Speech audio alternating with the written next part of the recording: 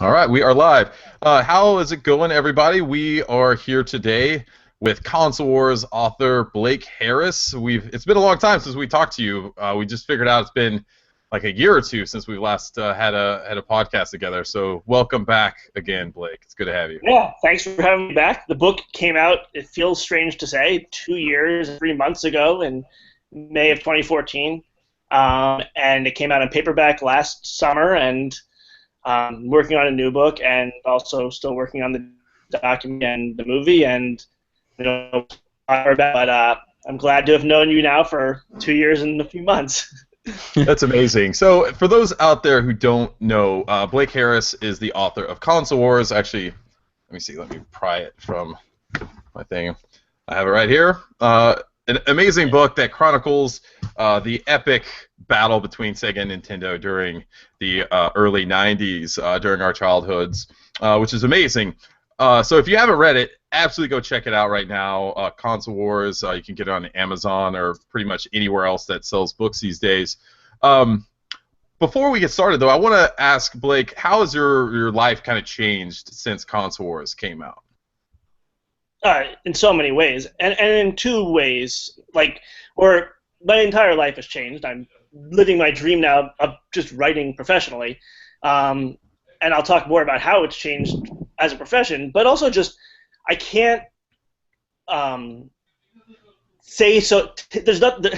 It's hard to describe how much the value of what I learned from the people outside of the actual the success of Console Wars or just the experience of writing it has taught me as a writer, but just all the lessons from Sega, from Tom Kalinske, Al Nilsson, Diane Fornazzi, all these people, and just internalizing what they were doing with selling a video game or entertainment, but at the same time it was like all that marketing.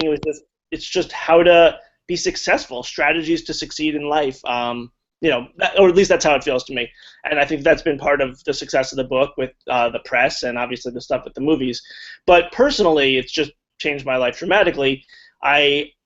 Ever since I was a senior in high school, I knew I wanted to write professionally. I had no idea how to do it, and there was definitely nobody who was asking me to do it. And so out of college, for seven and a half years, I traded commodities for a financial brokerage at Rockefeller Center in New York, and I was working with Brazilian clients trading sugar, coffee, and soybeans. And so, my life has changed dramatically not doing that anymore. And I'd get in some writing there, but it's nice to have my whole days to write. And I love love interviewing people to get firsthand information. So it gives me plenty of time to be flexible with that. That's really interesting about how you talked about picking up some things from Tom Kalinske, Al Nilsson, and the rest of the people that you interview. I say, because you're right. I mean, they're incredibly successful people through hard work and their personal drive. And we got a chance to sit down and talk with Tom during the New York Toy Fair earlier this year, and he was telling us stories about how he started his own magazine in college and how they ended up doing it. It was amazing, the way he was able to do that. He got his own fraternity brothers or pledges to be able to go and deliver the book, and it was all for free. But you saw that drive and that success and that ingenuity and everything else that makes Tom who he is from way back then, and you could tell that he was this kind of person that was going to be successful. So it's interesting that you're able to take some of the stuff that you've learned and from all of those people and kind of applied it to your own life and everything else. What were some of the other things that you kind of took away from spending time with him and kind of really befriending Tom and Al and the rest of those people? Well, I think it goes to your point about when he started. I think it was called Wisconsin Man Magazine. Yeah. All of that, the thing that I learned, and I'm sure it's written explicitly some places in there, and it's a lesson someone could tell you, but you can't really. But it's hard to internalize of just figuring out how to accomplish things and do things on your own.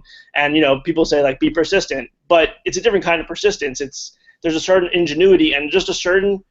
It's like what's so great about Tom is that he is really good at dissecting and mapping out the steps that he'll need to take to succeed. And it's not like he creates this roadmap and puts on blinders and that's from now on I have to follow this. He's very adaptable, but it's just a matter of actually, being kind of honest with yourself, what do you want to accomplish? If he said, when he started the magazine, he didn't say, "Oh, I want to be a famous magazine writer or publisher." It was like, "I want to create content for people." So even if at the end of the day he didn't get those pledges, he was going to do it because it was just going to be him accomplishing it on a smaller level. But because he can get to the root of what he wants to do, he's able to get other people to buy into his vision.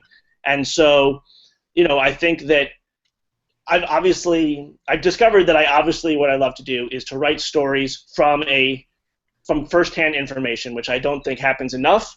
And also, I love to tell stories that puts the reader like they're there. And so, whether it's for How Did This Get Made or a book outside of video games, maybe that's not my comfort zone, but I can bring what I love to do and just kind of focus on that thing and figure out how to accomplish it. So, I don't know, it was just kind of a way of thinking. And Tom is really good, too, at not letting the pressure get to him or using the pressure to his advantage.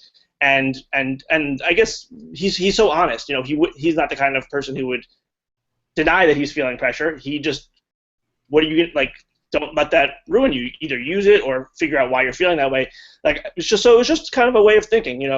Spending a few years with him while writing the book and continuing that relationship for 2 years. He's definitely one of the most influential people in my life. And as we know from the book, he's one of the most influential people before I even knew him for all the products he helped create. I was actually curious about. I just had a quick question. I was actually curious about the method of how you actually took notes and when you asked these questions to like Tom and Al. I was really curious. It seemed very personal, and it sounded like it came from a first-hand account. The way you wrote the book. So I was curious how you actually went about doing that. Did you record them? Did you take notes? What was the process of putting that book together from all these different accounts and people? Sure. So I remember my first interview with Tom. I had kind of been talking to a few people here and there, but I was pretty nervous about it and pretty psyched about it, and knew that if this went well, maybe there's a really good story here for a book or a movie or something. And I was looking into figuring out how to record it, and at the time, it seemed like the only thing I can get was from a spy shop, and felt kind of illegal. So I was like, all right, I'm just going to type really fast. And so for the most part in Console Wars, I typed up the stuff. But in terms of I wanted the story to feel very personal, and I wanted it to feel like it was about these people as much as it was about the products. And so my approach was a lot like what Chris's approach always has been. I never planned out any questions. I never wanted anything to feel like an interview, which is partly because I think I get the best results that way, but also selfishly, I think that's boring. If we're going to do that, why don't I just email you the questions and you can email back what your answers are? Yeah. I want to have a conversation. And also along those lines, whether it's for that book or any other project I've done, I always, if I'm curious, I'll ask a question that I'm pretty sure is not going to somehow fit into the piece, but it teaches me more about that person, so that when I'm writing other aspects about them, even just how they respond, or if I'm trying to frame what they're saying, I feel more comfortable because I know them better. So it was really just about getting to know them, and it's a really good way to get to know somebody by kind of asking them their origin story or getting to talk about something, the same way that when you first meet someone you're attracted to, it feels like it's a really great centerpiece for the conversation to talk about where they're from and how they came to be, and you use that to talk about what you think of this thing in the news and tangent all over the place. But there was always kind of that track that we could fall back on because I had an endless amount of questions, and so that made it really easy. And it helped too that Tom and Al were very good storytellers, and most of the SEGA people were. I remember I had an interview with someone from Nintendo, who I won't name, and they're not even mentioned in the book, partly because of this. But I was so excited to speak with this person, and I was like, what was it like, working on this game? And they're like, oh, it was really fun. And I was like, what was the best part? Oh, there's a lot of good parts. And I just remember thinking I could probably tell the difference between someone from Sega and someone from Nintendo just based on the responses. And obviously, other Nintendo people were not that bad. But it's just the way of marketing. I guess the main thing I learned was marketing is storytelling. Everything in life is storytelling.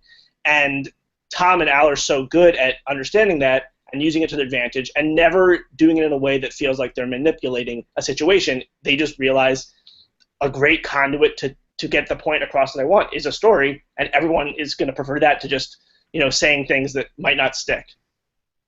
That's one of my favorite aspects about Megavisions that I'm super excited about is because Tom and Al are such a dynamic kind of duo together. You know, they're you can't have one without the other kind of when you're talking about Sega. Sonic and Tails. Right. I'm super excited about having them do a joint column in Megavisions and be able to tell stories because they were telling me that there's all these stories that haven't been uncovered before and haven't been told, and I'm excited to be able to get them to be able to talk about these and kind of do it directly from themselves. I think that's going to be something I'm super excited about. Yeah, I mean that was kind of a fun part, that to work on a project every day for 3 years basically, and every day I was legitimately excited because there was always something new to learn. And after one, despite the book being like 550 pages, it's by no means comprehensive. It tries to stay true to a central narrative, but like there's so much that I could have included, and there's so much I never found out.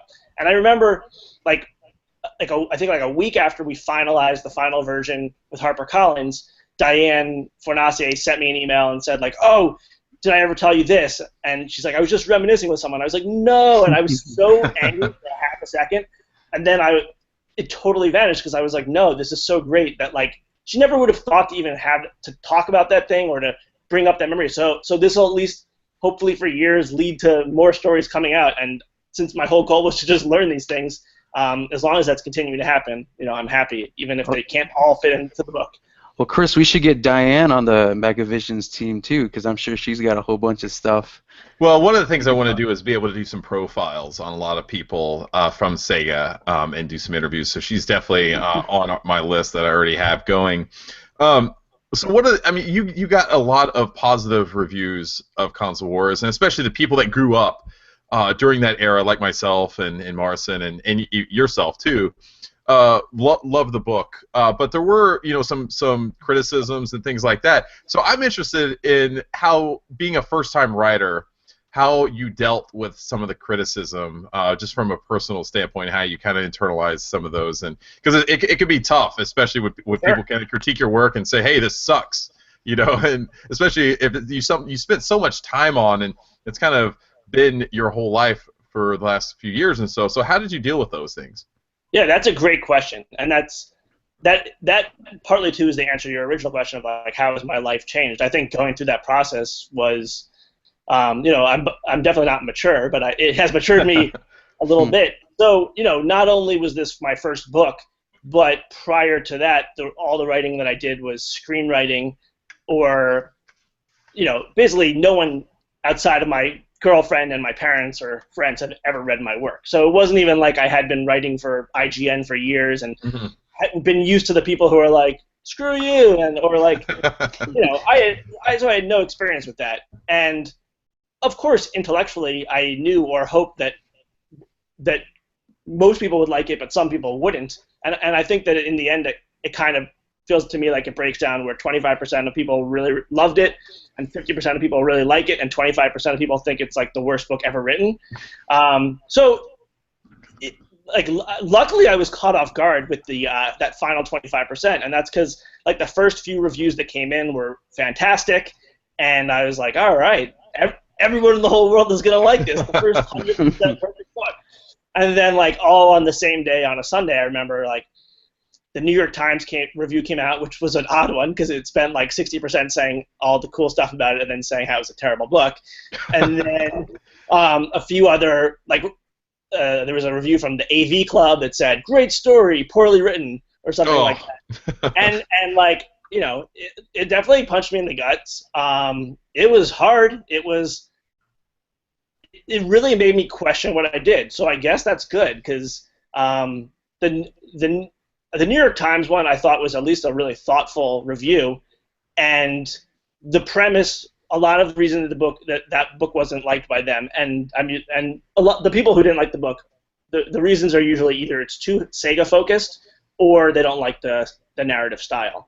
And so it really made me think a lot about how I did the narrative style, and kind of the thing that helped me get over feeling bummed about it was my answer was I wouldn't do anything differently. So I don't know what, I do always like to listen to criticism or to suggestions, and I think I've gotten maybe better at writing tighter stories, but I think that the style was so important to what I was trying to accomplish with the book, and I didn't really have any regrets. So once I kind of accepted that and realized that there was always going to be people who didn't like it,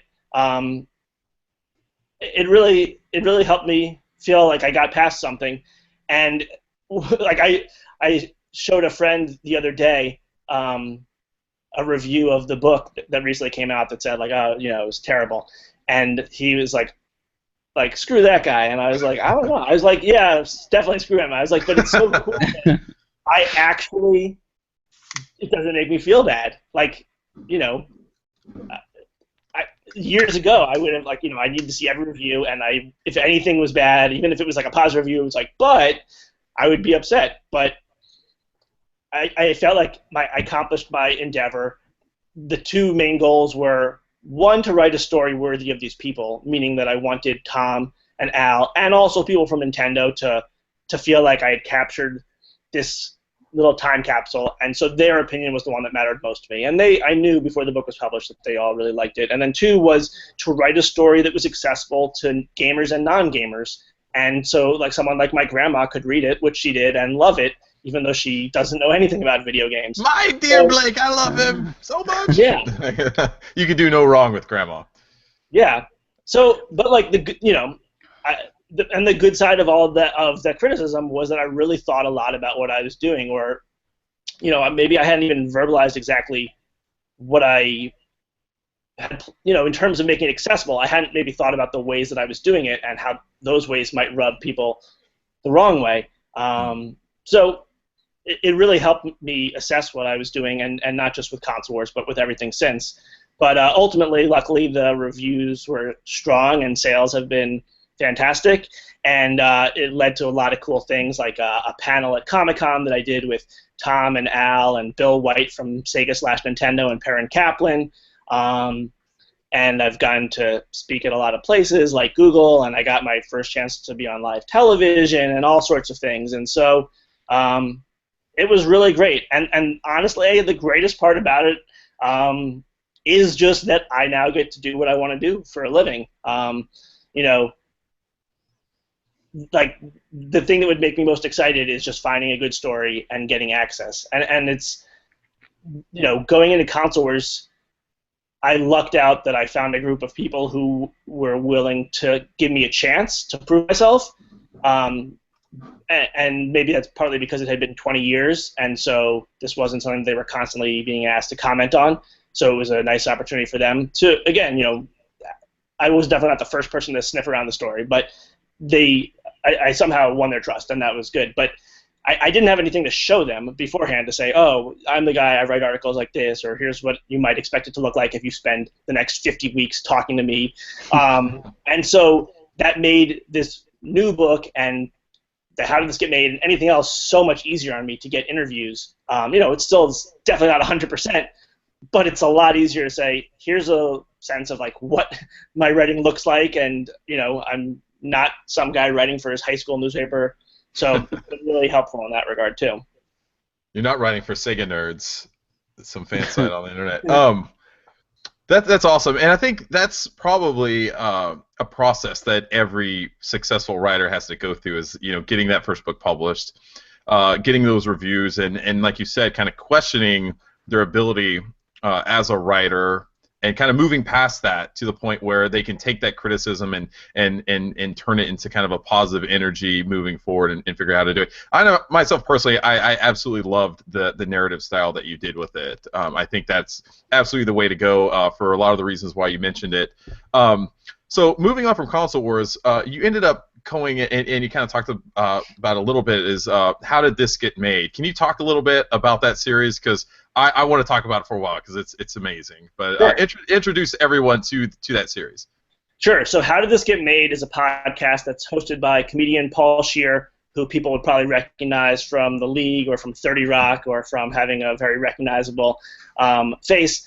And so it's hosted by Paul, Jason Mantzoukas, also from the league, and June Diane Raphael, who's on Grace and Frankie. Is that the show on Netflix? Yeah. Yes. Yeah. Yeah, and she's also married to Paul. So anyway, they've had this podcast for 5.5 years now. It's a podcast that comes out every 2 weeks on Friday, and it talks about bad movies. And they're all improv guys. So I kind of didn't realize this going in, but it was like they just took a movie, and for 90 minutes we'll riff on it, or an hour and 45 minutes, or whatever, somewhat around that time. They'll just talk about a bad movie, like anything from like Sharknado to movies that are just kind of maybe awesome to us and maybe even awesome to them that are stupid, like Face Off or Con Air, like that kind of a thing. Have they done The Room? Have they done The Room on the podcast? They did The Room, and they had Greg Sestero, the guy who wrote the book afterwards, with Tom Bissell. And so, the show is great. They're not the first person to do a bad movie podcast, but they're three of the funniest people in the world, so it's great. And they're just great improvisers, and they do a lot of live shows now. And they have a wonderfully strong fan base that they are always connecting with. And so I had been listening to the show for about a year, and I had started with an episode which I highly recommend, the one with Junior, the Arnold Schwarzenegger movie where he's pregnant. That was my gateway. That's a good I think I saw that in the theater as a kid. Yeah, and so, like, with the exception of having Greg in the episode of The Room, or Matthew Berry, who was a screenwriter on Crocodile Dundee 3, like the LA one, they rarely ever answered the question of how did it get made from like a standpoint from the studio, from the writers, the directors. Their whole premise is like basically how the F did this get made, and then they joke about it. And so I contacted Paul last summer to say that I loved the show, but they never answered that question, and that I think that they should do like a companion column where they answer that, and I would volunteer. I'd be happy to try my hand at it and see if it's a good fit. But even if I'm not, someone else should do it, because I just wanted to read it because I wanted to know more. I mean, if you really think about it, it's so odd because nobody sets out to make a bad movie, Right. and like and there's so much money going into it. So at some stage, people are really excited about this, and not just one person who's like, I really like this. There's like 20 people who are like, this in a boardroom, saying like, yes, this is amazing. Like, so it's interesting to hear what went wrong, or sometimes the people don't think it went wrong, and the audience just didn't understand it. And so, for the past year, I've been doing a series that runs on Slash Film. And it's a series of oral histories or in-depth, long-form conversations. Everything's written, and it appears on Slash Film. And I speak with the writers and directors, or sometimes the actors, sometimes the dog trainers from these movies, and just really try to answer the question of how did this get made? What was it supposed to be? Why didn't it turn out that way? And along the way, learn more about those people and what they learned too, because it's very odd. And that's also where it's good to have Console Wars, and also good to have Paul Scheer's name, because I'm basically asking these people to talk about the most embarrassing creative moments of their lives.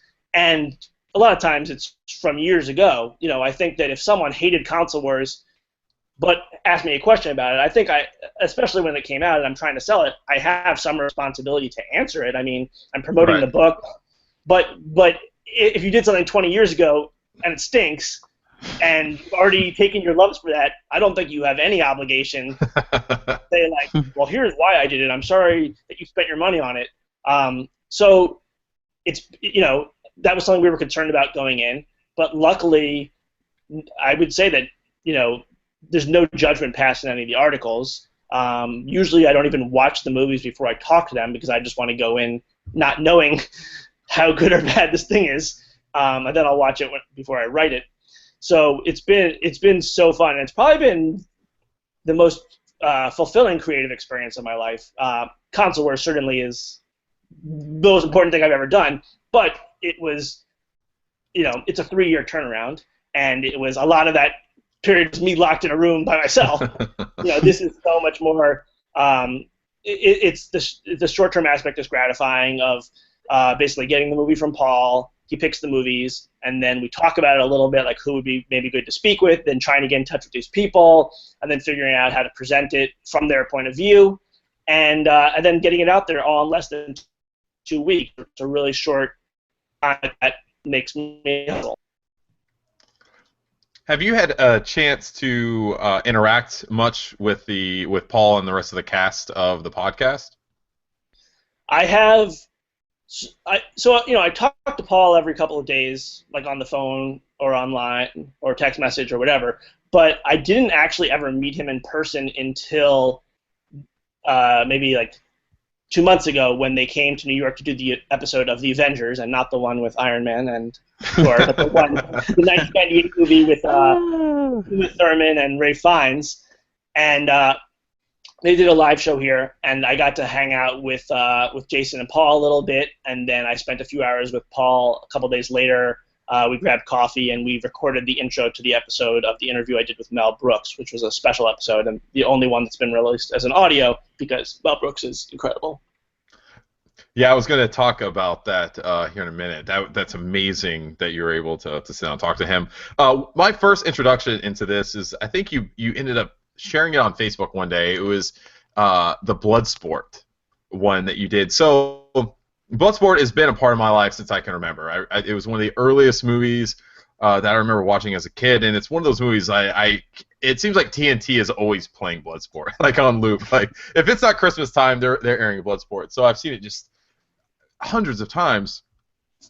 What was it like talking Frank Dukes? Because you actually got to talk to him. That movie, as a kid, I completely believed every bit of that story, hook, line, and sinker. The only part, even as a kid, that I remember thinking, like, wait a second, is that real? Is during the credits when it talks about all of his accolades, and he's like talking about like fastest knockout with a punch is like 800 miles an hour and all this other just weird stuff. I'm like, were they really like have a speedometer out there doing that? So that was the only portion of the movie as a kid and growing up that I thought was a little weird, but that was just an awesome interview, and I'm so fascinated with the story behind Bloodsport, and actually Frank Dukes, because he is just a fascinating individual if you actually take the time to go in and research and learn more about him, because I'll be honest, I did that like 10 years ago, and I went like deep down the rabbit hole of Frank Dukes and like learn about his time like in the CIA and like all this stuff. Like I went really deep down the rabbit hole researching all this stuff,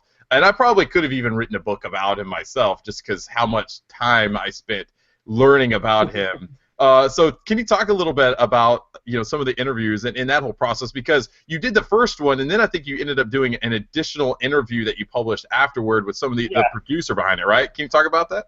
Yeah. So unlike you, I never realized that Bloodsport was based on a true story. Like, and given what the movie is, to me that seemed almost like Star Wars based on a true story. Like it seemed like what? How is this based on a true story? So. Whereas I, typically like to speak with the writer or the director, I was pretty interested in speaking with the guy who it was based on. And what I quickly learned on the internet is that there's a lot of controversy about the veracity of his claims, not just even with Bloodsport, but with a lot of things in his life.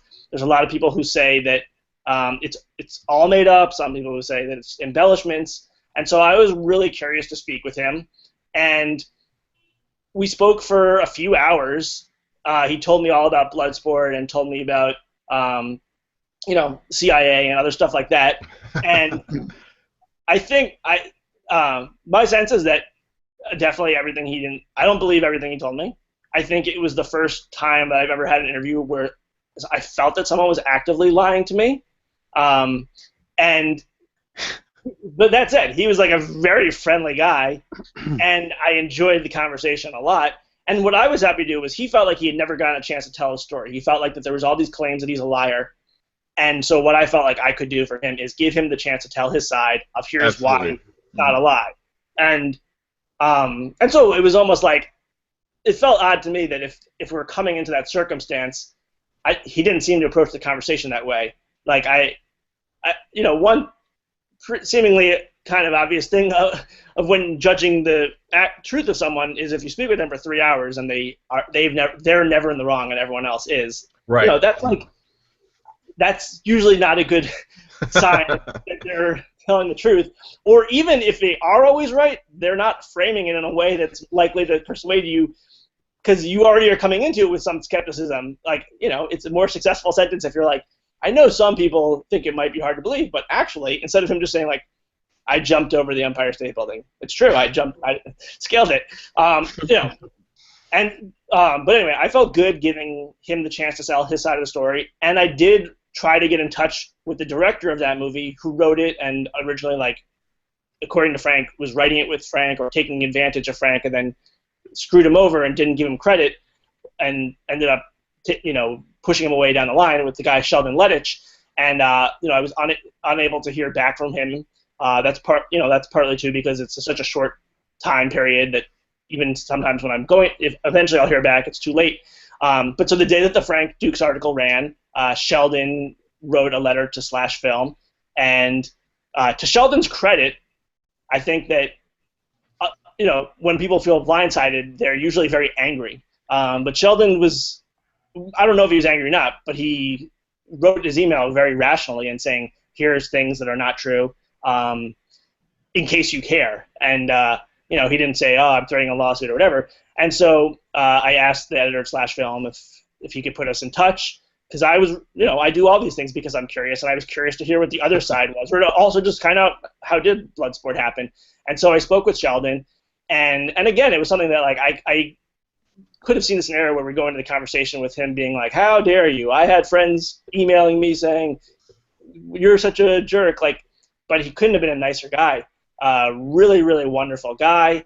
And we spoke for a few hours. We spoke probably about, like, 30% about Bloodsport, and also about a lot of other projects that he did with Jean-Claude. He did the Double Team movie where Jean-Claude has, like, a twin brother himself. I remember it. I love it. Yeah.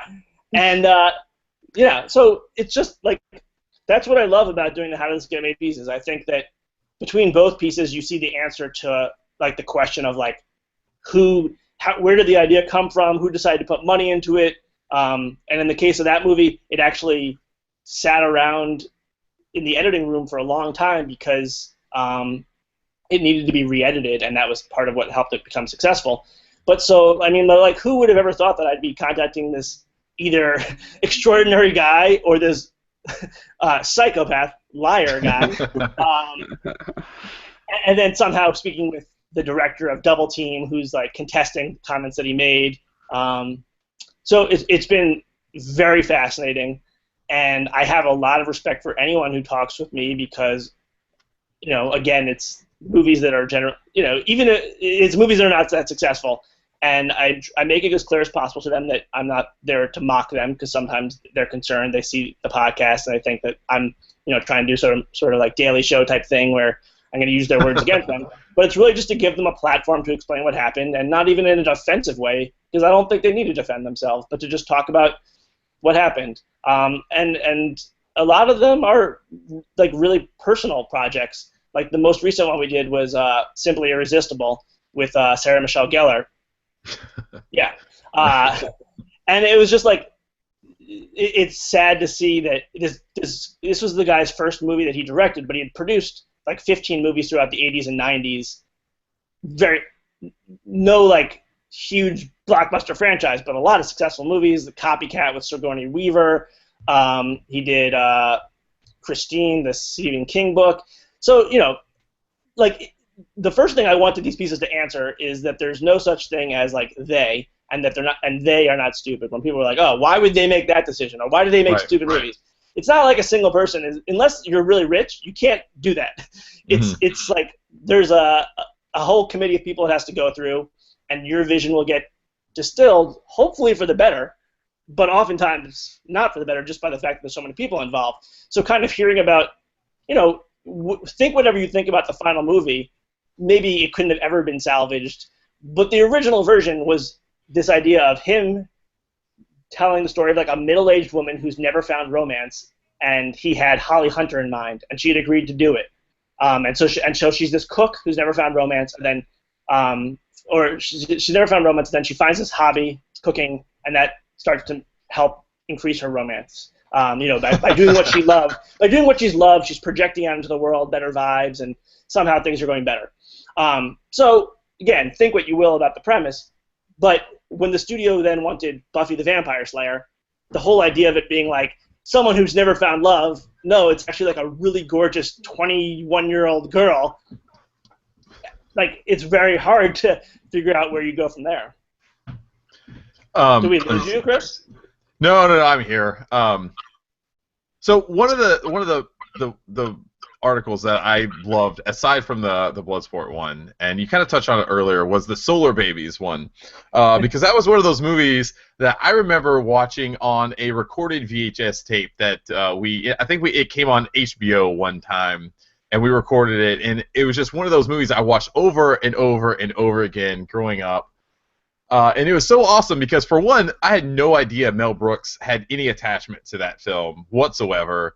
But it was also just so interesting learning the backstory about this was just such a personal project. I can't remember the director's name and who made it now offhand, but it was amazing to learn more about that because, like I said, I mean, this was a movie that I had watched so many times growing up, and that was so interesting to learn more about it and some of his vision. And it seemed like he was really restrained by budgets and things like that for, as you know, kind of what he could do. But going into that, can you talk about that process, but then also coming into that interview with Mel Brooks, because that is probably one of the most epic interviews of all time, being able to sit down and talk to Mel Brooks. I mean, that is amazing, right? Yeah, definitely a career highlight. So I originally had tried to get in touch with Mel, but didn't hear back within the deadline, and so I went with, you know, the original interview I had with the writer of the film, an artist named Metrov, and it was a kind of a classification of movies gone wrong where it seems to be going right for a while, and that's why it goes wrong. Because originally it was going to kind of be like a $500,000 indie film that probably would have been like really stylized and probably wouldn't have been something that you as a kid would see on TV, but like, you know, for some percentage of people who saw it, they would think it would be like unbelievable because it was just like a very specific vision. But it ended up with the success of other movies around that time that were sci-fi, space opera type things, and it ended up being like I think it ended up being like $25 million, and it just wasn't that kind of a movie. But so the story gets changed to compensate to try to make it this big, grand movie like that. And so anyway, it was a very interesting interview with Metrov. But we finally heard back from Mel Brooks, and he agreed to speak with me for 10 minutes. He had produced the movie. It didn't seem like he had his fingers on it in any way, so I wasn't really expecting too much from the interview other than that it was Mel Brooks and anything he said was interesting. But I was blown away that we ended up spending like 35 minutes, and he told this incredible narrative. He started off and said, like, Blake, you're so lucky you called. I'm going to tell you an incredible story. And I thought, you know, he's a bit of a showman. He's probably hyping this up a bit, and that's okay because anything Mel Brooks tells me is good. Absolutely. But he did tell me this incredible story about how Solar Babies was this movie that he kind of got into without knowing what he was getting into, how it almost bankrupted him. He, you know, had taken out personal guarantees on all this stuff. He didn't tell his wife. He felt like he was oh, man. off the roof. And like at the end of the day, that was the movie that like really taught him his biggest lesson about Hollywood, that you don't ever want to put the money in, which is a line that he later used in the Producers movie, and just also about how him being obviously a very creative, talented guy, there could sometimes be a tendency to take on more of the producing role, but just not really care about it and care more about the creative. It just taught him how to be prudent and judicious with everything, or at least to just know what he was getting into. So it was kind of crazy to think that for the past 30 years, his career has been informed by this awful movie. It's so funny because as a kid, it's one of those. I'm sure everyone can relate and has a movie that you absolutely loved as a kid, and you're just too dumb to realize it was stupid, and then you go back and watch it. And you realize, wow, this was really bad, but you still just kind of enjoy it just because you have nostalgic feelings for it, so you have this attachment to it. Solar Babies is absolutely one of mine. What is there a movie for kind of like a personal movie that you have that you kind of hope that they will eventually focus on? That way you can then tell that story of how it got made? What's your personal terrible movie or bad movie that kind of went awry that you would like to be able to tell? That's a good question. I mean, definitely the stuff I liked when I was a kid. This probably doesn't have very much merit. Was Rookie of the Year a good movie? I love that movie. I can't tell. Schoenhauser! I love that movie. Like so there's like plenty of movies like Three Ninjas and stuff like that probably are not very good, but I really love. The one movie that the one that I kind of am looking forward to doing when I finish my book and kind of have a chance to go back to more of their archive stuff is Demolition Man, because that's a movie that I will go to my grave fighting. I think it was a fantastic movie, and not because I like fight scenes, but like there's a lot of great intellectual stuff going on there, and it's a really cool story. So that's one that I'm probably most looking forward to doing. That is awesome. So that's one that you are going to do, or is that one you're hoping? No, it's one I'm going to do because the podcast has been around now for 5.5 years, and so I joined after like 4.5 years. They have a whole library of movies that I haven't done yet, and I've been speaking with directors and writers from those movies slowly but surely to hopefully put something together, and maybe we'll do a book and put it in that capacity. But because I'm working on other things, the priority has really just been to try to get it out every 2 weeks and do that stuff when I have a chance. But Demolition Man is definitely one of the ones that I'm really excited to do. That's awesome. So if anyone has not read this amazing series, go to /film and you should be able to find it out there. That is absolutely one of my favorite series. There's just so much good content, especially if you're a child of the 80s. There's guaranteed to be a movie that you watched that you can learn some stuff from. It's an amazing series. I want to move on from there because then you started, after Console Wars, you started getting into some of the virtual reality space, and you've been doing some articles on that, and it's kind of a new project for you. Can you talk about how that kind of has come about and what you've kind of learned about this new virtual reality kind of movement that's been going on? Well, it feels fitting that we talk about it here because Tom and Al are part of the reason that I decided to do it, in a way. I definitely remember talking to my agent after Console Wars came out and telling him that it was really sad I was never going to write a book as good as Console Wars, and he said, like, oh, no, you'll keep getting better at writing, don't worry. And I said, no, I know, but it's not about that. And Console Wars was just such a wonderful subject that had a great story and actually was a subject matter that crossed over into entertainment and technology and video games and had all these different factors and also just affected so many people. And then at E3, when I first tried the Oculus DK1 for the first time, I realized that there was at least a chance that there would be some story that I might be able to work on that would have as much of a cultural and pop cultural impact and also have interesting personalities and business side. But Oculus has blown up in a good way. In only like 4 years, they've gone from a 19-year-old kid starting a company to being sold to Facebook for $2 billion to launching the first ever consumer VR headset. So I knew it would be really hard to get access. And so I remember being at the E3 show in 2014, so like 2 years ago. I guess it was like around the time the book came out, and I was sitting around with Tom and Al and Michael Kiraz, who is the son of Cheryl Kiraz, who is she's mentioned in the book as working at the radio station that Sega was able to partner with, and at that show I had met with Rovio, who does Angry Birds, and like was kind of like not even, and I couldn't even get access to them, it turned out in the end. But but I was kind of trying to talk myself into like, yeah, the next book should be about like mobile gaming, and like there's gonna be this Angry Birds movie, and like this is it, guys. And then Al and Tom were like, they're like, it's like I don't know, it sounds like a good like magazine article.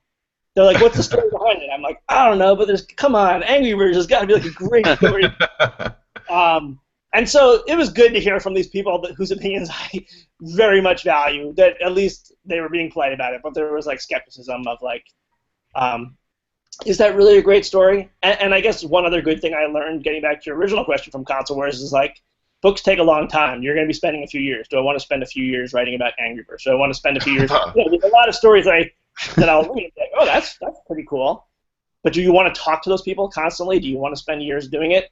And so that's like a really big factor when choosing a project, because That's interesting. I don't want to spend time speaking to people I don't like, even, unless it was a really great story. And so, while we were sitting around, I was like, oh, yeah, I was like, yeah, you're right. I'll still follow up and see if I can get, set up some interviews with them, see if there's a story there. But like, I was like, the story I really want to tell that I think like could be on the same level as like Sega, Nintendo, is about Oculus and about this potential resurrection of virtual reality, which at the time, whether or not you believe VR has been resurrected or will continue, like it was still very much like suspect if this would ever happen. And Tom and I were like, yeah, that's good. That's keep looking in that direction, as if they had seen the future and knew. And as I mentioned, Michael was also there, and I was saying like, yeah, I really want to do it, but I know that there's like so many writers who are trying to talk to them, and these people are so busy trying to make this happen, and the central, probably the most important person that I would have to speak with and kind of have access to is Palmer Luckey, who's the 19-year-old kid who invented the Oculus Rift and ended up forming this company, a homeschooled kid, eccentric guy, brilliant guy, charismatic guy, and with it, kind of in the same way that if I didn't have Tom for Console Wars and I had the other interviews, it's just really hard to like make it a narrative if you don't have like the POV from the most interesting character. Right. Yeah, you need that central figure, right, to kind of wrap it around. And also even just to like ask questions, because if I'm putting things together, I want someone who's like, yeah, that sounds right, or someone who saw it all, like whether Tom saw everything. Maybe he doesn't remember everything correctly or whatever, but like he was at least there for everything. You need the person who was there for everything, and there from the beginning. And so after that began and so Michael, who was there, was like, oh, well, because he worked at Nyko, he's like, I've emailed with Palmer Luckey in the past. I could introduce you. And so after E3, Michael introduced me over email to Palmer, and Palmer a few weeks later got back and said, we're very busy, sorry for the delay, and in like a respectful way, like, you're not the first person to want to try to write about our company. And then he said, he said something I thought was really wise, and if there's one thing about him, it's that he's wise beyond his years, and he said kind of like, I know we've received a lot of attention, and what we're doing seems pretty cool, but we haven't even released anything yet. Like, we've accomplished nothing. Why? Like, we think it's kind of premature to write a book at this point or to even think about that. And then he ended and said, but I really liked Console Wars, and a lot of people here did too. So please tell me what your thoughts on that. And so I responded to him, and I wrote what I thought was the best email I ever wrote, just kind of because it kind of forced me to think about, like, what am I trying to do? Am I just trying to write about them because they're a hot story? Like, why? Right. Yeah. Why should a book be written? Like, shouldn't we wait until this happens? And there was a lot of reasons that I thought. A few of them were, from my end, it was more interesting to follow as it's happening. As much as I love Console Wars, I would have loved to talk to Tom every week while he's the CEO of Sega and Absolutely. hear, everything. And so maybe partly I like the idea of having things not get forgotten over a 20-year period.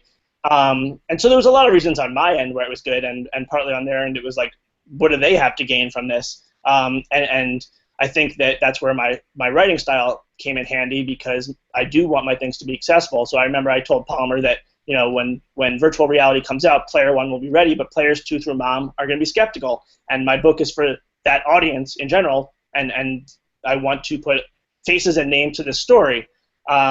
So I continued the conversation with Palmer and went out to Facebook, who had acquired them that March for $2 billion. And it was a very long process to get approval to speak with Palmer and other members at Oculus. So as it did with Console Wars, because it took a long time, it ended up being better. It was the same case here, where the scope of the story expanded as it should have, because a lot had changed over the past 2 years, where other players came in. So the book is not solely about Oculus, and Sony's launching a VR headset later this year, and Valve and HTC launched the Vive. And then there's a lot of people making great content, and there's a lot of other headset makers, and Google's now making things. So, kind of the time when we spent trying to figure out if I could get access or what that access would be worked out really well for me because I didn't want to tell my editor that I wasn't doing anything. So I was able to start really seeing the other seeds of what was happening. And then also, VR is very related to AR, to augmented reality. So, it really gave me a good opportunity to expand my scope. But luckily, in the end, I was able to get access from Oculus to speak with the key members and to have, as I did with the Console Wars people, continue dialogue where it's not, a sit-down Q&A interview where it's actually like a conversation and talking sometimes about things in life, mostly about business and about stuff that had happened, and really just trying to get to know them over the period of months and months. And so that's been really awesome, especially because, the VR is the coolest thing I've ever seen. Let's not bury the lead here. That is what made Tom and Al be like, that's worth you following, and that is what made Facebook pay $2 billion. And as compelling as all these characters are, it wouldn't really matter if the product itself was just hot air. But virtual reality is absolutely incredible.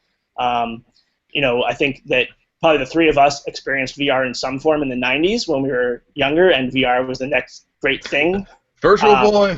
Yeah, and we all know that it's we've all had that experience of hearing that VR was the next big thing, and then putting it on, and at best being like, all right, well, this is cool, but like, all right, what am I going to do with it? But because technology has come such a long way in 20 years, the gaming is incredible in VR, but what really blows my mind is the non-gaming aspects, the experiences, like the idea of like you put on a headset and you can walk around Paris, and you literally feel like you're in Paris, or your brain is tricked into thinking you're in Paris. And it's not just like, I think that what some people might assume these new virtual reality headsets are is in a more, not in such a, basically, it's like a TV strapped to your head, but a little bit more impactful than that. But it's not. It's not that like it doesn't feel gimmicky. I guess that's the thing. When I heard VR, I thought it was going to be gimmicky because that's what it was in the 90s. And gimmicky can be cool. Gimmicky can be fun, but it's not gimmicky. It's like like you could put on a VR headset and spend time on the beach and you actually feel relaxed. And it doesn't feel like you've been tricked. It feels like you were kind of there. And I also noticed that the way that I remember my VR experiences, gaming or otherwise, is much more like the way I remember events than the way I do watching events, like the way I would remember watching a TV show or playing a video game. There is a sense of being there, and it's because you are telling your brain that you're there, so it's not surprising that those neurological aspects are being activated. So it's just incredible, and I'm so excited to see where it goes. And obviously, writing the book now, it's a little scary not having an ending, or also just knowing that there's not going to be an ending by the time the book comes out. That was going to be my next question, and I want to talk about porn in a minute. But before we get to that, so the biggest question, and for me as a writer, when I'm hearing you talk about this, and then I think about Console Wars. So Console Wars had a logical beginning and an ending, and so that is very easy. I'm not saying easy, but it was a logical way to be able to tell the story.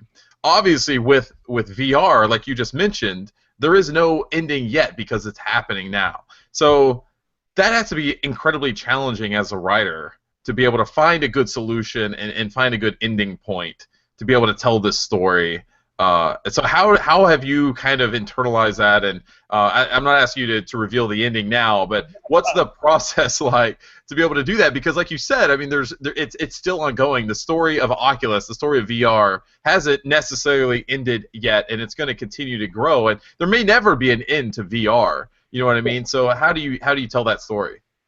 Well, I can't think of a better training regimen for that type of experience that you're describing than 25 times over the past 50 weeks speaking with people who made bad movies and trying to put all this together to make a story in such a short amount of time. And so that's kind of like what I'm relying on, or what I relied on for my confidence, that, especially when I was doing more of the oral histories, and I would I would be speaking with 9 people in a 2-week period, transcribing those interviews, putting it together, getting it edited, and getting it in. And so maybe in the same way that sometimes it was good for Sega, like I'm naive, I went in naively optimistic that like I'll be able to figure it out, or at least I went in confident.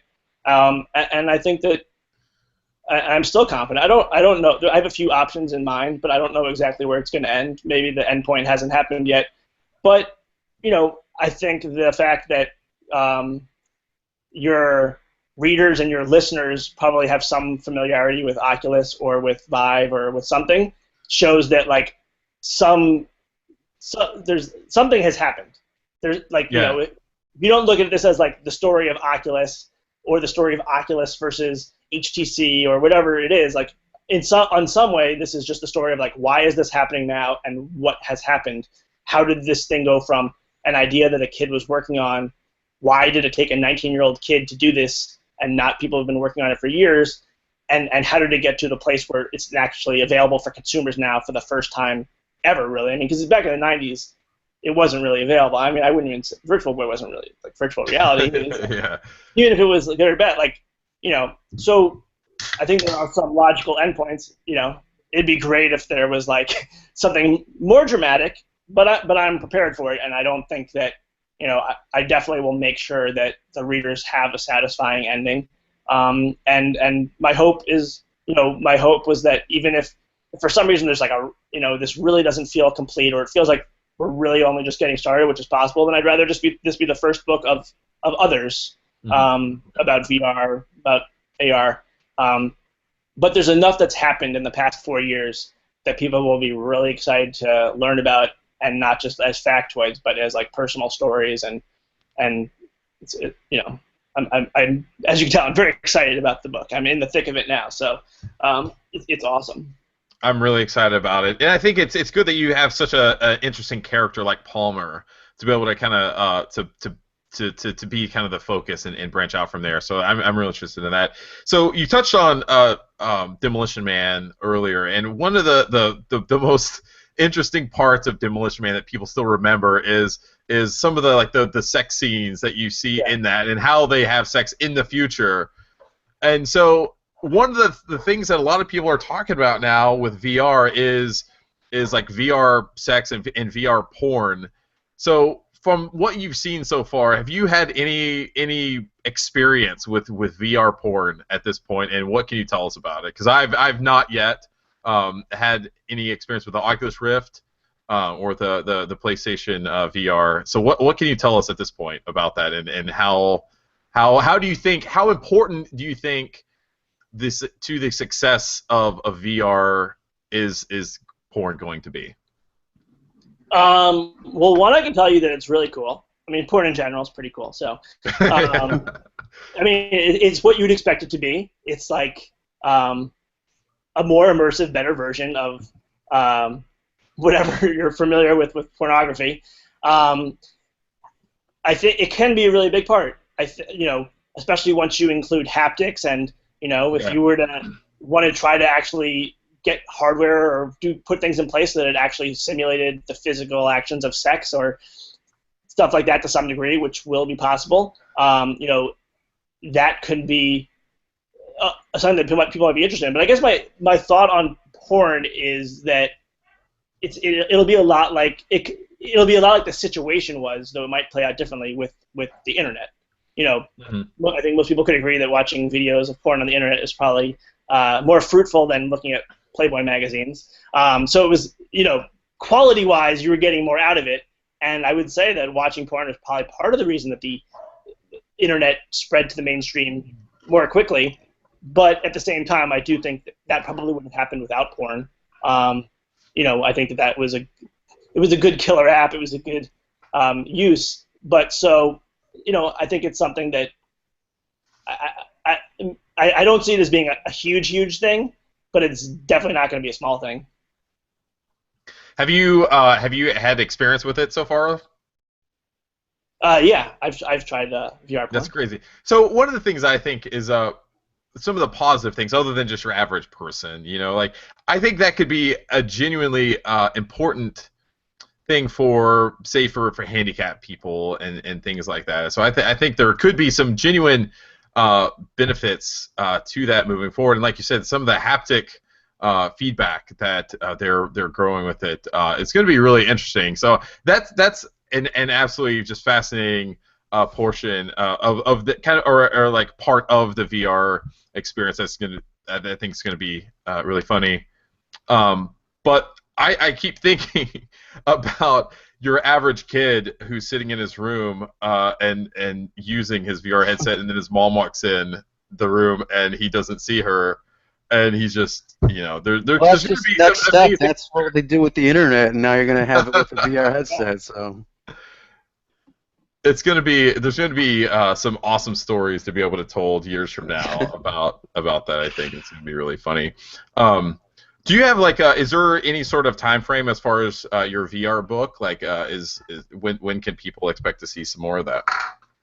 Yeah, it's scheduled to be published by HarperCollins, who did Console Wars, in May of next year, and perhaps I think everything's looking pretty good to be on schedule with that. Maybe we would end up pushing it a little bit if something with like the ending, if something happens. But for the most part, it should be available in stores May next year. It's called The History of the Future, and I'm having a blast writing it. I'm like, that's an awesome name. I like that. I like that name. Julia Chaffetz, my editor, came up with that. I remember I pitched the book. The book basically happened because she believed in me. Instead of Console Wars, which was an 80-something page book proposal, this time I went in and talked to her for 2 hours, and she was like, "All right, I really like your work, and I think this is a good story." And then I was like, "Yes, I'm going to sell another book." And then before we did, my agent's like, "We need a title," and I was like, "Oh, I don't know. Like, it's coming out in like 2 years, or how can't we just figure it out later?" He's like, "No, this is a big part of selling it." And so I was like, "Oh man." And Julia came up with a really good one. So The History of the Future, and that's what it feels like. Technology will continue to evolve, but it feels like sci-fi coming to life. It feels. I always remember it felt like kind of like the idea of like flying cars finally happening, where it's just something that, like in the way that like Timbuktu. I remember reading in a book, I think it was Life of Pi, like Timbuktu is a place who most of us identify just as a place that's being far away. Like that's what its definition is. Like I felt like VR for a long time was just an idea of a technology that had promised it never happened and was like supposed to happen in some distant future. And now it's happening, and it's going to change a lot. It's the pornography stuff is great. Also, the educational aspects will be fantastic. The social aspects will be incredible. I mentioned to you a little bit before the show, using Oculus Touch, which is hand sensors, and doing their demo of Toy Box, where you could throw something back and forth or play ping pong with someone who's not even in the same physical space as you. And so we could be the three of us could be in a place where it'd be very easy to imagine where we are throwing a football around, or where all three of us are sitting down and watching a movie. The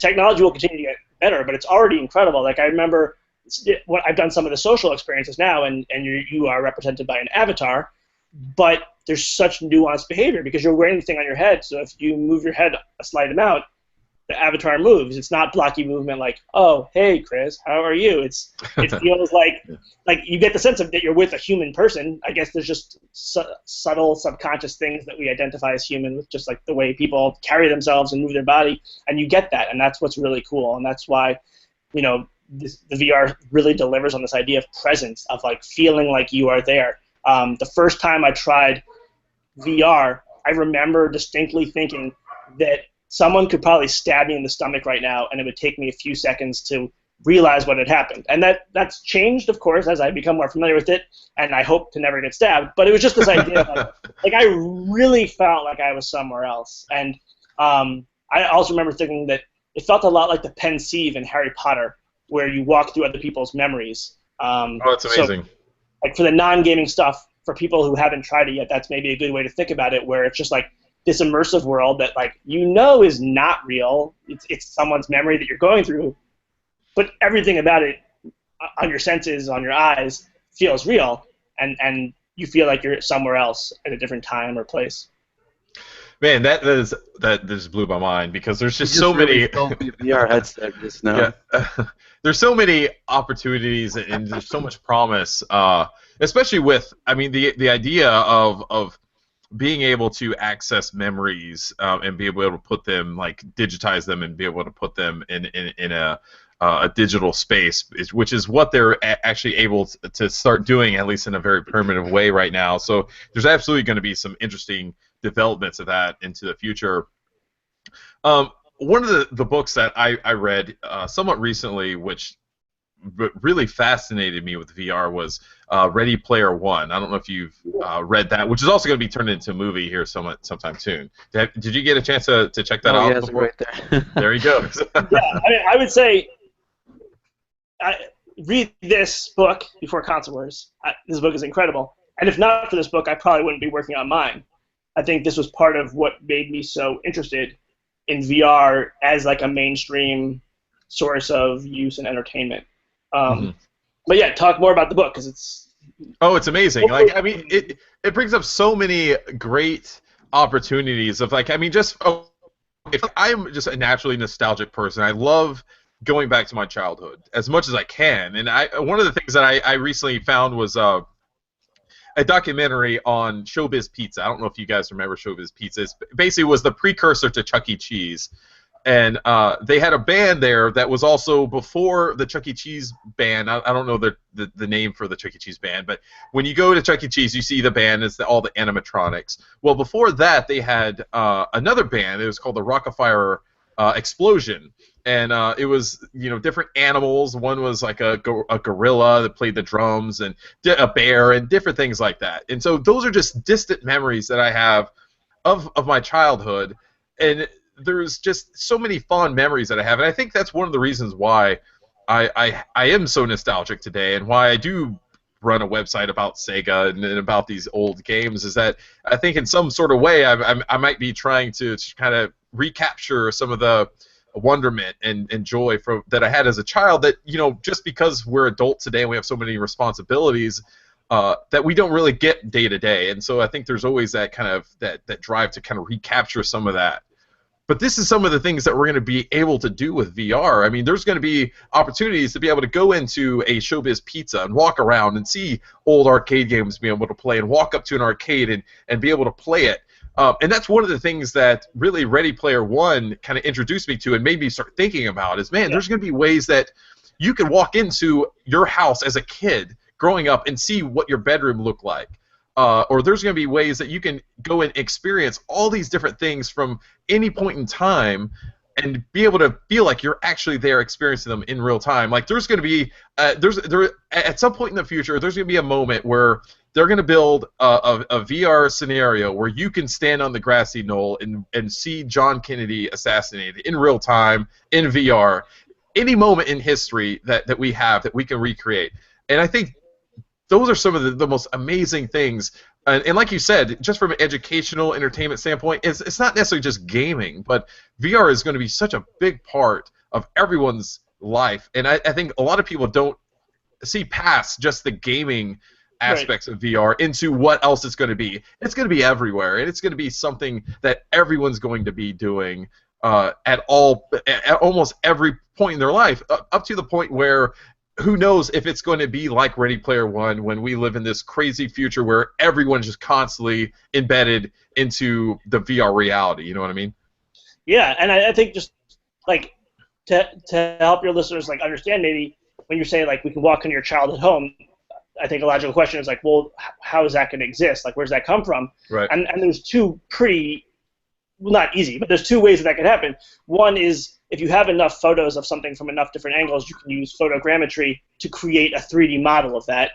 Or you could actually just spend a weekend using like game engine like Unity or Unreal or whatever it is, or maybe there'll be some other engine for house building. You could just be thinking about what your house looked like. You'll start with some model and you'll modify it, and then and like I think that what's so cool about it too is, everyone loves the idea of revisiting special moments from their past, nostalgia or otherwise. But what you're describing is like very personal. But I thought it'd be like so cool. What if I take you to my childhood home, or I could take like if I ever had children, like taking them, like it's Oh, not, that's amazing. nostalgia is such a personal thing, but you can actually bring other people to it.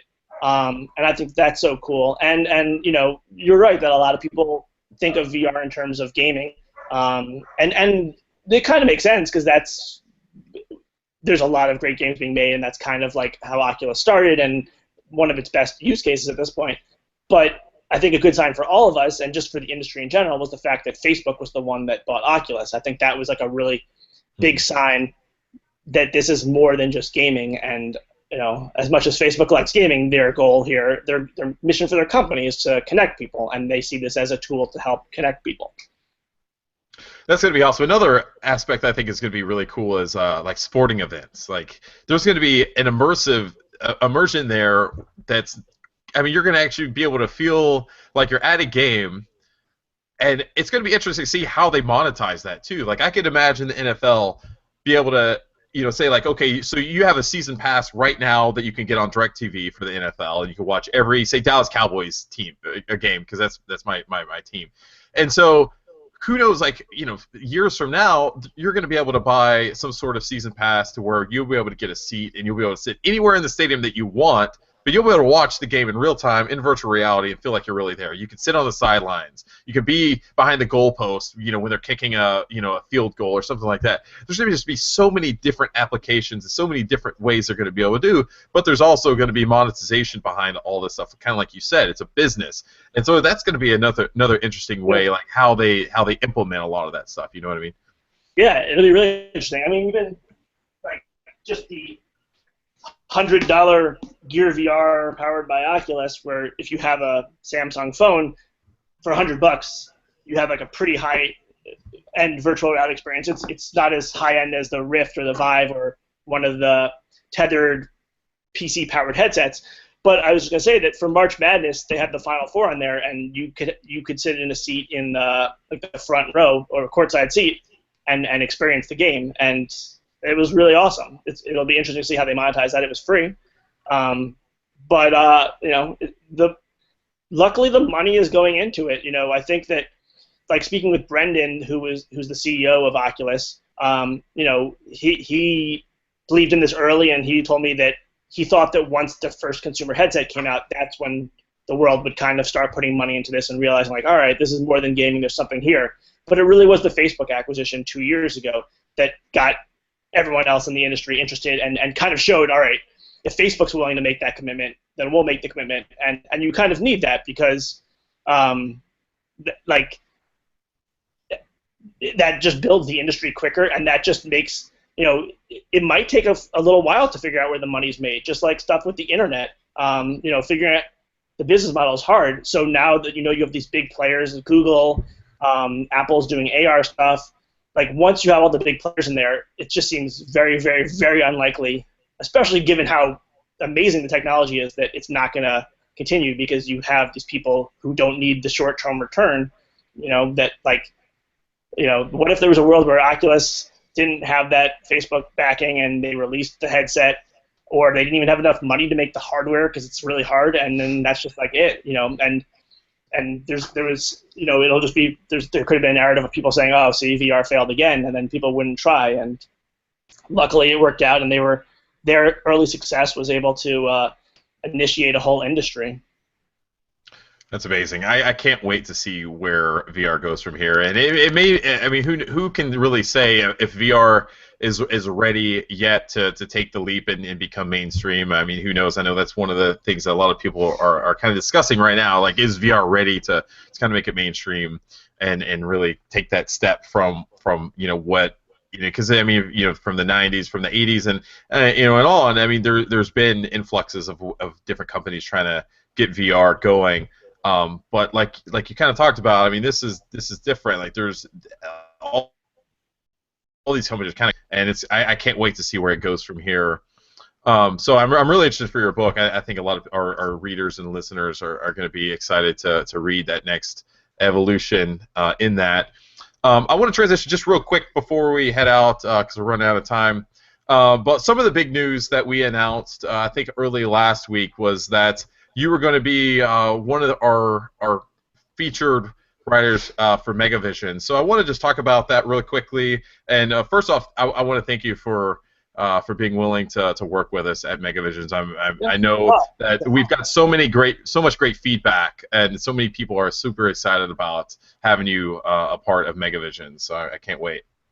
Well, I'm honored to do it, and thanks for doing it yourself. I mean, had I not been involved, had you not reached out to me, I would have been reading it anyway. So, I think it's a cool thing what you're doing. I think the stuff you've been doing for years has been stuff I enjoy, good content, good reading. So, yeah, I'm psyched about it. The first piece we're going to do is on Toe Jam and Earl, and the long, never dull saga of making that game and bringing it back. And again, like as both a writer and as a reader, I'm really excited for Megavisions, and looking forward to it. Yeah, Greg Johnson is such an interesting individual, just both from a personal standpoint and just kind of his history. So I can't wait. I love your style, the narrative style, and everything that we've talked about. I'm really looking forward to how you kind of do that story, especially about Greg Johnson and Toe Jam and Earl, because from a personal standpoint, it had such a big impact in my childhood, just from the memories that I have playing that game with my brother and my cousins, and just sitting around the TV at an early age playing that game. And it's amazing to be able to talk to Greg now and kind of be friends with him. And it's really surreal, which I'm sure you've had those moments, like talking to Mel Brooks and Tom Clancy and everyone else that you've had opportunities to talk to. I think I've had the same thing talking to Tom and Greg. It's just weird, like talking to these people. I'm like, man, these guys are responsible for some of the coolest memories of my childhood and some of the greatest games that I've ever played, and be able to talk to them is simply amazing.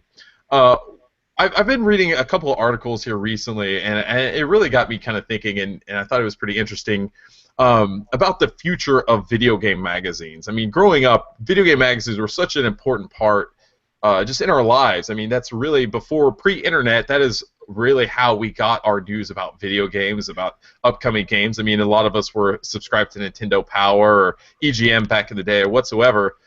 Just from your standpoint, like, what do you think is the future of video game magazines, and how do you see them kind of evolving going forward? I don't know. I mean, I think that, like, do you mean like actually paper magazines, or just in terms of like would you say IGN is like do you mean like publications? I would say, yeah, paper magazines and digital magazines. Do you see, like, I mean, how do you, obviously, a lot of the paper magazines have run into a lot of problems just with the way the economy's been going, with the departure from a lot of people. Now, I mean, a lot of people get a lot of their news and entertainment from websites. So that was one of the big things that the video game magazines had to contend with, was websites. There's this immediacy of news, and how do you contend with that? But now, a lot of the websites are having problems with like YouTube and Twitch, because now this is where a lot of people are getting their entertainment from. Now it's like a 60-year-old kid that gets on YouTube and they talk about something, and people go to him now, and they don't go to this journalist who may have has a college degree and works down in San Francisco for IGN or whatever, that spends all this time to create this content. They would just rather watch a 60-year-old kid. So it's really interesting from my standpoint to see this evolution that it went from paper magazines, then it went to websites. Now it's going to kind of social media and YouTube and stuff like that. Do you feel like there is still going to be a place for traditional print video game magazines, or do you feel like they've got to figure out to evolve to get to this same point where everyone else is kind of going? No, I think that, like, when I used to, my parents never got me Nintendo Power, but why I yearned for it, or any of the other game magazines, was not so even just the information. It was like the newness of it, like, seeing something that was coming out. Now, a magazine is just not the most efficient way to see something new. Maybe it's a leaked image, or maybe it's a trailer. So I think that what will succeed, or at least what I'm more interested in reading in magazines, is stuff that's a little bit more timeless, that doesn't need to feel like it's of the moment, which is why, Megavisions is kind of a good place for a magazine, a good subject matter for a magazine where, I'm sure that we'll all want to stay on schedule, but reading about Toe Jam and Earl 1 month earlier or 1 month later is probably not going to drastically affect people's lives plans. It's something that you can get to when you have the time, and you'll kind of, it'll be a nice escape from the the nowness of everything else. So I think that evergreen content will have a place in magazine form. Like stuff with Tom and Al, even if they're talking about current events, it's kind of like a podcast where it's like I could listen to How Did This Get Made from 5 years ago, and I'll still appreciate it because it's like an experience. But if Tom and Al were breaking down the news of the latest game release, it probably would not be just the best way to get it, unless they were doing it live, because that's just where everything is headed. So I think that I think magazines will exist because people, I hope, will like a little bit more in-depth content for stuff that they really care about, and it'll probably be more niche stuff, but Sega back in the day is stuff people care about, and there's plenty of topics that people will want to learn more about, and as long as the content is good, I think that it could exist in that way. But obviously a lot has changed, and I think that the traditional magazine that's just publishing news and breaking news and trying to cover current events is really hard to do. I mean, even last night did you see the Bill Simmons show, the Any Given Wednesday? Did you watch that? No. So Bill Simmons has his new sports talk show on HBO. They film it in the morning and it airs at night. And his two guests were Joe Rogan to talk about the UFC and Chris Bosh to talk about basketball. And in the 12 hours between that, Dwayne Wade left or signed with a team other than the Heat, and the headliner for UFC either got suspended or failed a drug test or something. And it's like 12 hours later, you either need to be immediate or you need to be timeless. But it's really hard to be something that's like trying to be in between. That's really interesting because I'm a huge UFC fan. I've been watching since UFC 1. I've literally watched every single UFC. I'm a fanatic, and so that was one of the things. I went to bed last night. I watched the UFC press conference, and I was thoroughly entertained because John Jones and Daniel Cormier have a long rivalry. I wake up in the morning and learn that John Jones failed or got hit for an anti-doping violation, a possible one, and so he was pulled from the fight. And like you said, that's really interesting because now you film something from in the morning to at night, and you're already out of date. So I do agree that there's got to be more evergreen content with magazines and really I think starting to cater more to maybe like a more niche audience as well, because you're going to lose just naturally people aren't going to want to sit there and read a magazine anymore. They're getting their news elsewhere. So I think some of it is just they're going to have to figure out a way to do business on a smaller scale. And it's the payment stuff too. I mean, I think that if you're getting all the breaking news stories and trailers for free, or with ads that you're probably not consciously realizing, or like you're not factoring into that, people don't want to pay except for things that they really love. And so, it does have to probably be more niche where you would say, all right, I want to spend, $5, $10, whatever a month or whatever every 2 months, because this is something that I care about, and it's not a lot of money, but it's, to just actually take the action. I think that's something that traditional magazines that are a little bit more of a be everything to everyone really struggle with. Absolutely. So one of the things that I really want to see from this new VR book, and I think I talked to we did talk about it before. I want to be able to, if I buy the book, I want to be able to have an option to be able to sit by the fireside in VR and have you on like an old rocking chair with a glass of whiskey in your hand and maybe a cigar in your mouth, and I want you to be able to read the book to me in VR, and I just want to sit there like on like a bear rug, on a bearskin rug, like look deep into my eyes and read that book. I think that would be with Bill Clinton playing the sax in the background. It's like Blake Harris, like in an old cabin out in the Adirondacks. You can hear the crickets chirping outside, and be able to do that. That's the future of audio VR books. I want that. I want Blake Harris to be able to read me that book. All right, I'll get to work on that. That would be amazing. So, all right, I think that is going to wrap things up. Blake, I want to thank you for joining us, and like I said, I can't thank you enough for being a part of Megavisions, and I'm so interested to seeing more of where your career is going to take you. I'm a huge fan Where can people, I guess, follow you more and read more and kind of know more about you if they want to kind of keep up with you? Sure. I'm on Twitter at Blake J. Harris NYC, and I also have a website, blakejharris.com, where all my articles about virtual reality, how did this get made, console war stuff is all there. But thanks for having me on. It was a blast as always.